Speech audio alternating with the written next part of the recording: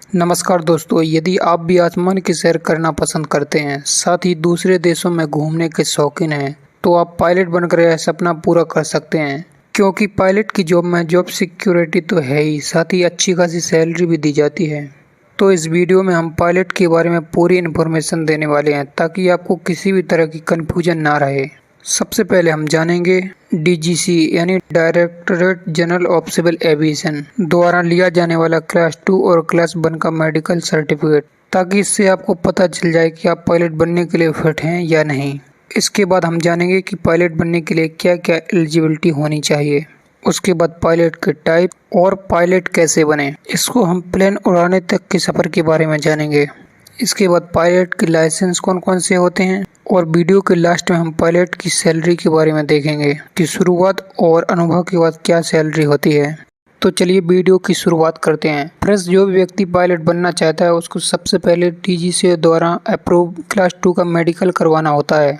अब class 2 medical करवाने के लिए व्यक्ति को 10th पास होना चाहिए और साथ ही में 16 ईयर्स की एज होनी चाहिए। इस मेडिकल टेस्ट में आपकी eyesight, hearing, BP, heart rate और बेसिक ब्लड टेस्ट चेक किया जाता है।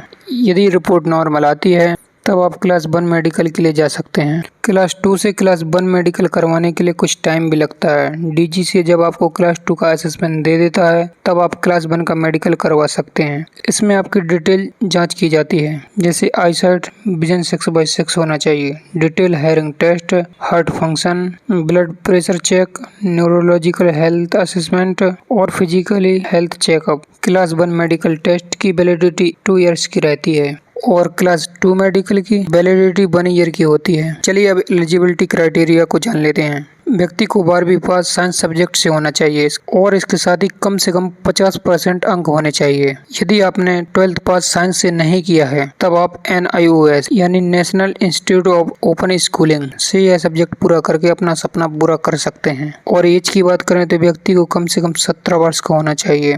मेडिकल फिटनेस के बारे में आपको पहले ही बता दिया गया है। व्यक्ति को इंग्लिश लैंग्वेज अच्छी तरह से आनी चाहिए और CPL, ATPL, PPL जैसी लाइसेंस के लिए डीजीसी द्वारा कंडक्ट किया जाने वाला एग्जाम पास होना चाहिए। ये सब तो एलिजिबिलिटी क्राइटेरिया के बारे में बात हो गई। अब जानते हैं पायलट कितने तरह के होते हैं। तो इंडिया में जनरली 4 तरह के पायलट होते हैं: commercial, military, general aviation and cargo pilot. इनके अलावा helicopter pilot, agriculture pilot, drone pilot, charter pilot, corporate pilot भी होते हैं।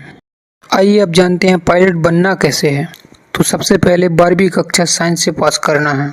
उसके बाद डीजीसी द्वारा मान्यता प्राप्त फ्लाइंग स्कूल में एडमिशन लेना है। अब किसी फ्लाइंग स्कूल में एडमिशन के लिए एंट्रेंस एग्जाम होता है, किसी में नहीं होता है, आप पर डिपेंड करता है।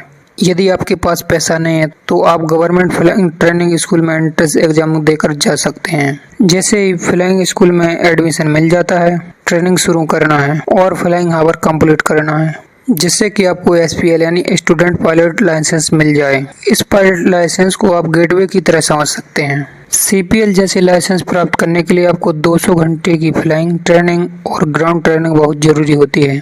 तभी आप डीजीसी की एग्जाम दे सकते हैं और लाइसेंस प्राप्त कर सकते हैं। और जब यह लाइसेंस मिल जाता है तो किसी भी एयरलाइन कंपनी जैसे कि Air India, IndiGo, SpiceJet, Akasa Air जैसी कंपनियों में जॉब के लिए आवेदन कर सकते हैं। अब सभी प्रकार के पायलट लाइसेंस को समझते हैं। स्टूडेंट पायलट लाइसेंस, इसकी बात करें तो यह शुरुआती लेवल का लाइसेंस है जो हमें प्रशिक्षण के दौरान फ्लाई करने की अनुमति देता है। इसके बाद ही आप अन्य तरह के पायलट लाइसेंस प्राप्त कर सकते हैं। सेकंड, PPL यानी प्राइवेट पायलट लाइसेंस। यह लाइसेंस हमें प्राइवेट और नॉन कॉमर्शियल पर्पज की फ्लाइंग की अनुमति देता है। अपने दोस्त और परिवार की एंजॉय के लिए फ्लाइंग की अनुमति देता है और साथ ही में दूसरे प्रकार के एविएशन सर्टिफिकेट प्राप्त करने के लिए भी महत्वपूर्ण होता है। थर्ड, CPL यानी कॉमर्शियल पायलट लाइसेंस। यह एक ऐसा लाइसेंस है जो किसी भी विमान को उड़ाने की अनुमति देता है और इस लाइसेंस से आप पायलट बनने का सपना अच्छी तरह से पूरा कर पाओगे। Fourth, ATPL airline transport pilot licence. यह एयरलाइन में हाईएस्ट लेवल का सर्टिफिकेट होता है। एयरलाइन में कैप्टन बनना है तब आपको ATPL का लाइसेंस प्राप्त करना होगा। फिफ्थ, FI यानी फ्लाइट इंस्ट्रक्टर। इस तरह की लाइसेंस से आप स्टूडेंट को फ्लाइंग की ट्रेनिंग दे सकते हैं। फ्लाइट इंस्ट्रक्टर बनने के लिए CPL और अदर प्रकार की ट्रेनिंग की आवश्यकता होती है। आइए अब पायलट की सैलरी के बारे में बात कर लेते हैं। तो पायलट की सैलरी अनुभव और कंपनी पर निर्भर करती है। एवरेज सैलरी की बात करें तो प्रति माह 1,50,000 से 3,42,933 के करीब होती है।